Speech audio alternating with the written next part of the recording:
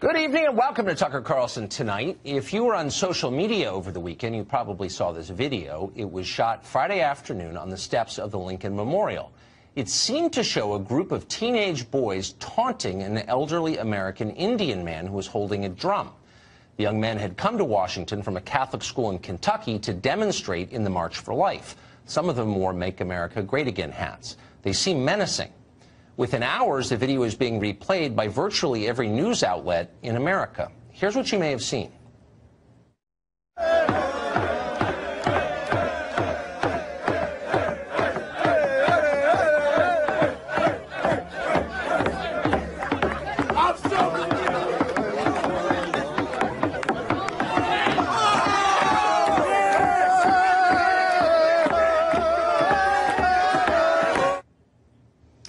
Well, the American Indian man with the drum you just saw is called Nathan Phillips, and he described the young men he encountered, the ones in the hats, as aggressive and threatening, essentially shock troops for Donald Trump. Watch.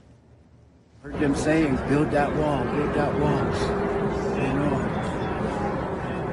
this is indigenous lands. You know, we're not supposed to have walls here. We never did. Well, it's hard to remember the last time the great American meme machine produced a clearer contrast between good and evil. It was essentially an entire morality play shrunk down to 4 minutes for Facebook. On the one side, you had a noble tribal elder, weather-beaten, calm, and wise. He looked like a living icon. You could imagine a single tear sliding slowly down his cheek at the senselessness of it all. And on the other side, you had a pack of heedless, sneering young men from the South, drunk on racism and white privilege. The irony was overwhelming. The indigenous man's land had been stolen by the ancestors of these boys in MAGA hats, and yet they dared to lecture him about walls designed to keep people who look very much like him out of what they were calling their country. It was infuriating to a lot of people. At the same time, it was also strangely comforting to those who watched it from Brooklyn and L.A. The people who run this country have long suspected that Middle America is a hive of nativist bigotry, and now they had proof of that. It was a cause for a celebration of outrage, because there's nothing quite as satisfying as having your own biases confirmed. But did the video really describe what happened? That should have been the first question that journalists asked. Checking facts and adding context is what journalists are paid to do. It's in the first line of the job description. And yet, amazingly, almost nobody in the American media did that. And that's a shame, because there was a lot to check. The full video of what happened on Friday in Washington is well over an hour long. The 4 minutes that made Twitter don't tell the story, but instead distort the story. A longer look shows that the boys from Covington Catholic in Kentucky were not a roving mob looking for a fight. They were, in fact, and it shows it on the tape, standing in place waiting to be picked up by a bus. As they waited there, members of a group called the Black Hebrew Israelites, that's a black supremacist organization, began taunting them with racial epithets. And then Nathan Phillips, the now famous American Indian activist, approached them, pounding on his drum. Now, the footage seems to suggest that the boys were unsure of whether Phillips was hostile or taking their side against the Black Hebrew Israelites. But in any case, there is no evidence at all that anybody said, build a wall.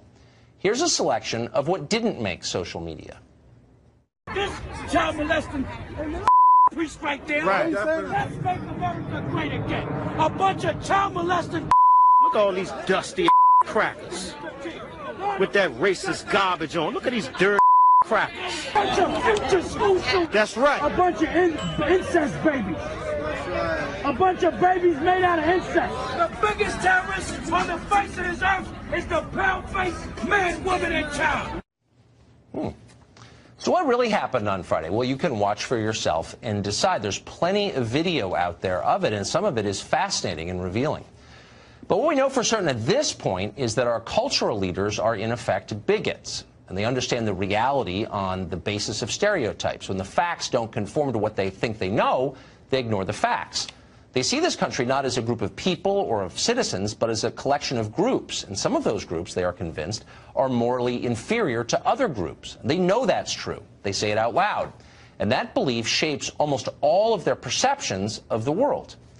It's not surprising, then, that when a group of pro-life Catholic kids who look like lacrosse players and live in Kentucky are accused of wrongdoing, the media don't pause for a moment before casting judgment. Maggie Haberman of the New York Times suggested the boys needed to be expelled from school. Anna Navarro of CNN called the boys racists and asswipes and then went after their teachers and their parents. Others called for violence against them. CNN legal analyst Bakari Sellers suggested one of the boys should be, quote, punched in the face. Former CNN contributor Reza Aslan agreed. Aslan asked on Twitter this: have you ever seen a more punchable face than this kid's?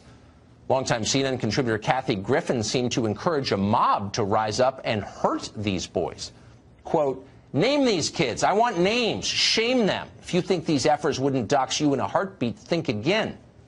Then she repeated her demand again later. Quote, names, please, and stories from people who can identify them and vouch for their identity.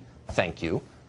Hollywood film producer Jack Morrissey tweeted that he wanted the boys killed. Quote, MAGA kids go screaming hats first into the wood chipper. And then he paired that with a graphic photo.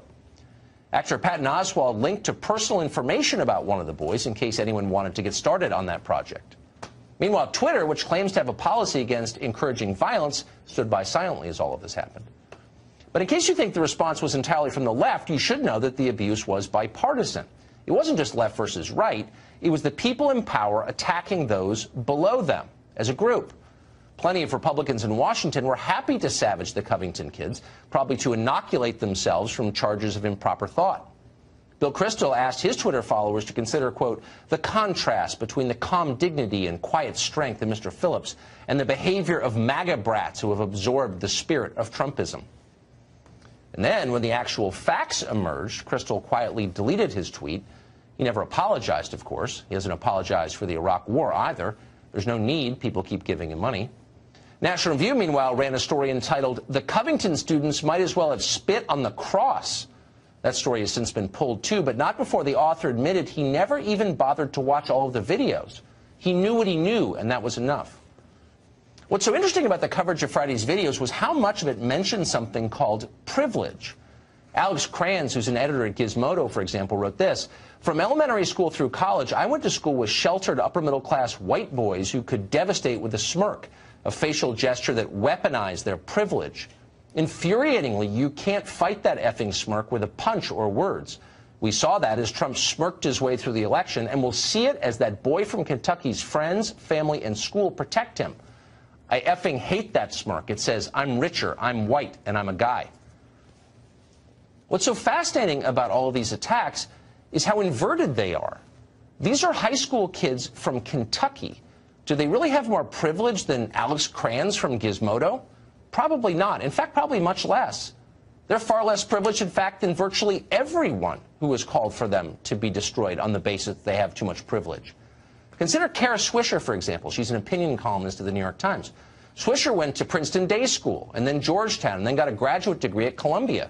She has become rich and famous in the meantime by toadying for billionaire tech CEOs. She's their handmaiden. Nobody considers her very talented, and she's somehow highly influential in our society. Is she more privileged than the boys of Covington Catholic in Kentucky? Of course she is. Maybe that's why she feels the need to call them Nazis, which she did repeatedly. So what's actually going on here? Well, it's not really about race. In fact, most of the stories about race aren't really about race. And this is no different. This story is about the people in power protecting their power and justifying their power by destroying and mocking those who are weaker than they are. Why? Simple. Our leaders have not improved the lives of most people in America. They can't admit that because it would discredit them. So instead, they attack the very people they have failed. The problem, they'll tell us, with Kentucky isn't that bad policies have hurt the people who live there. It's that the people who live there are immoral because they're bigots. They deserve their poverty and their opioid addiction. They deserve to die younger. That's what our leaders tell themselves. And now that's what they're telling us. Just remember, they're lying when they do. Welcome back. House Speaker Nancy Pelosi appearing to take some retribution against fellow Democrat New York Congresswoman Kathleen Rice, the House Speaker blocking her bid to land a seat on the House Judiciary Committee after Rice opposed Pelosi's effort to regain the speakership. Joining me right now in an exclusive interview is New Jersey Democratic Congressman Jeff Van Drew, member of the Blue Dog Coalition and the Problem Solver Caucus. It is good to see you, Congressman. Thanks so much for joining us. Oh, it's great to be with you. Thanks for having me. So, the Blue Dog Coalition, I wonder the strength of the coalition today. Do you feel that there is a wing of the Democratic Party that wants to work with the president, that actually would like to come to the bargaining table and perhaps would vote for border security?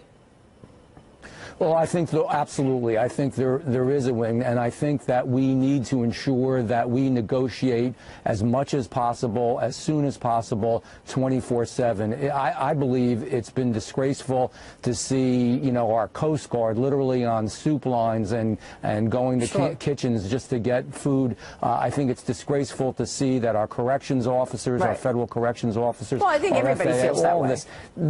This is, well, if we all feel this way, I mean, if we really do feel this way, this is just not some amorphous philosophical issue. These are real people that can't pay real bills. Then we've got to get this done. Now, have you spoken with Speaker Pelosi about this? A small amount, yes, I have, actually, and I've spoken about it in caucus and spoken about it through both of those caucuses that you've mentioned as well. I guess what I'm asking is, is there a wing of your party that is pushing back against Speaker Pelosi, saying, look, you know, let's not go the resist route and let's actually come up with border security? I think there is a part of the party that is beginning to really push this because it's been taking so long, without question, and I think you will see more and you will hear more. And it doesn't mean we're fractured and everybody is split apart. It just means that we need to get this done. Right. And, you know, real quickly, I think that there's ways to do that. So if we all know that we want to do something about DACA, we all know that we immediately want to open up our government, then we know that the problem is border security. So let's sit down. Maybe we need a panel that both sides agree upon that would determine what the border security would look like, and then we move forward. Because the truth is, Congressman, there are some fractures within the party, by the way, on the left and the right. But specifically on the left, when the vote was happening for Nancy Pelosi, you voted no. So I want you to explain that for a moment, because initially, you know, when you vote, like John Ratcliffe, we just had on, he voted Kevin McCarthy. The majority obviously voted Nancy Pelosi, and that's why she's the speaker. What were you trying to say when you just said no? I was trying to say that I thought we needed a better process, that we really needed something that represented what at least my constituents wanted. When I spoke to them, they said, you know, we really hope that we get somebody new that doesn't have maybe some of the pre-existing ideas and feelings and attitudes towards, you know, some of the folks that are there from the past. Are you willing to allocate some money toward some kind of a barrier fencing, given the fact that Nancy Pelosi already has a wall in her own state? Yes. I've made that clear. We are a nation of the rule of law, and we do need some type of barriers. And as we've all said, ad nauseum, you know, in some places it may be electronic, some places it may be drone, some places it may be an actual wall, but we do need to ensure security. That is part of the deal, and it's something that we should do. And I think that there's a great number of Democrats as well that really believe that that is accurate. And real quick, do you think $5.7 billion seems reasonable? It is if it's spent in an appropriate and reasonable way. And that's what we have to negotiate. We got to jump there. Congressman, it's great to have you on the program. I hope you'll come back soon. Thanks so much, sir. I will. Good to see you.